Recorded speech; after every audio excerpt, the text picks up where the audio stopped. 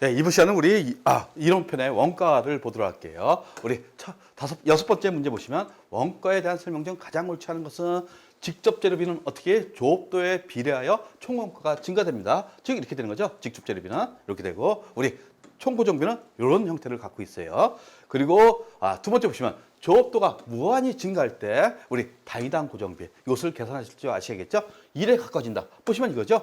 즉 단위당 고정비는 총고정비에서 조업도를 나누시면 되는 거죠. 만약 총고정비가 100만 원이라고 가정해요. 그리고 조업도가 무한대에 가까워진대요. 결국 여기에 10조다 그러면 결국 0에 가까워지는 겁니다. 그러니까 1에 가까워진다. 이게 잘못된 표현이죠. 그래서 조업도가 무한히 증가할 때 단위당 고정비는 0에 가까워지는 겁니다. 그 다음에 관련 범위 내 변동비는 조업도의 증감에 불구하고 단위당 원가가 일정하다. 우리 단위당 원가는 어떻게 됩니까? 이렇게 되죠. 단위당 원가, 우리 단위당 원가는 단위당 변동비 이렇게 됩니다. 단위당 고정비는 이렇게 되는 거죠. 그래서 0에 가까워지는 겁니다.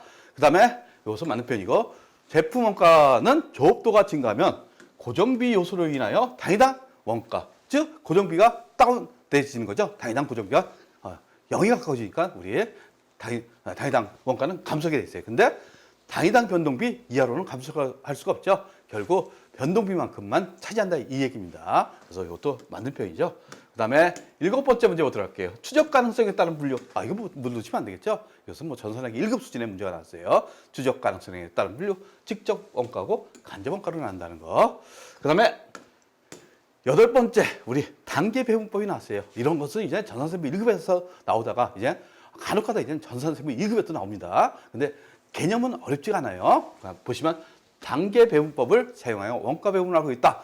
조립 부분에 배부될 보조 부분의 원가는, 즉 여기에 배부될 원가를 얘기하는 겁니다. 다만 전력 부분을 먼저 배분할 거 이렇게 됐어요. 그러면서 배분 전 원가 20만 원, 70만 원, 300만 원, 150만 원 줬죠. 그래서 전력 부분이 먼저 배분하는 거예요. 그러면 요 20만 원 갖고 10, 20, 50, 40 이렇게 배분하시면 되는 거죠. 그 다음에 관리 부분은 여기에 두 번째 배분하는 거죠. 그래서 이것은 고려할 필요가 없어요. 결국 30대 60. 결국 전력 부분에서 배분받은 걸 합쳐갖고 여기에서 배분하시면 됩니다.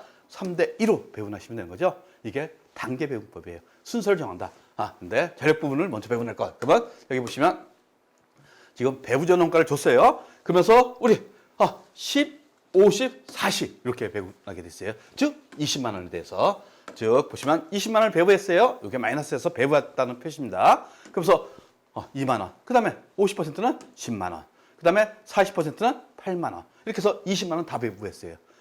그런 다음에 이제 관리 부분 두 번째 배부할 거죠. 두 번째 배부할 거. 요 전력 부분에는 배부할 필요가 없죠. 결국 70만 원, 관리 부분에 70만 원 배분전 원가하고 전력 부분에서 받은 2만 원 합친 72만 원을 배부하는 겁니다. 몇 대면?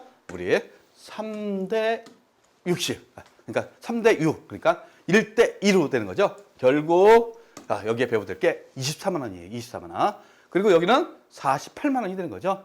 그러면 이제 우리가 찾는 답은 조립 부분에 배부될 원가를 얘기하는 거예요. 따라서 어떻게 조립 부분에 배부될 원가? 10만 원하고 24만 원 동안 34만 원이 되는 겁니다. 요게 배부 후 원가. 결국 요 300만 원까지 다 합쳐야지 배부 후 원가가 되는 거죠. 그래서 요 34만 원이 우리 배부된 거, 보조 부분에서 배부된 원가로 되는 겁니다. 그리고 9번째, 우리 정상 개별 원가 제도가 나왔습니다. 여기 보시면 예정 배부율이 직접 노무 시간당 5,000원이래요.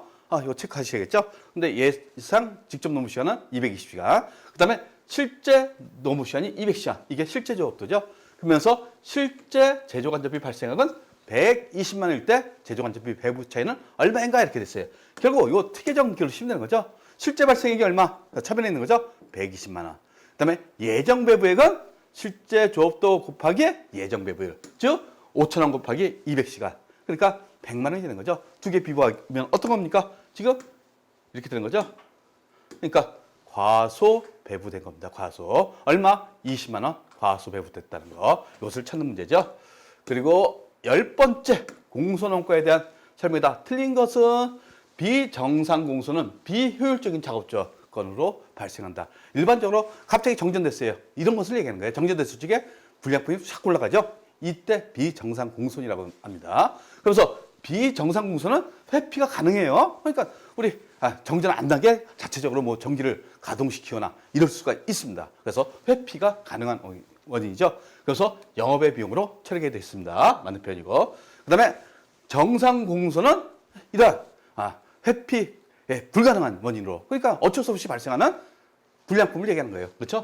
그래서 효율적인 작업 중에서도 어쩔 수 없이 발생되는 원가, 이게 정상 공소 원가입니다. 따라서 정상 공소 원가는 언제 검사 시점에서 이제 발견되겠죠. 그래서 단기 검사 시점을 통과한 양품에만 배부한다. 그렇죠? 양품에만 배부하는 겁니다. 근데 요게 다음 게 틀렸죠? 영업의 비용으로 처리한다가 아니죠. 우리 정상 공소 원가는 제조 원가에 처리하게 됐어요. 비정상 공소 원가가 영업의 비용으로 처리하게 돼 있는 거죠. 그러니까 4번이 잘못된 표현이네요. 그래서 원가까지 문제를 풀어봤습니다.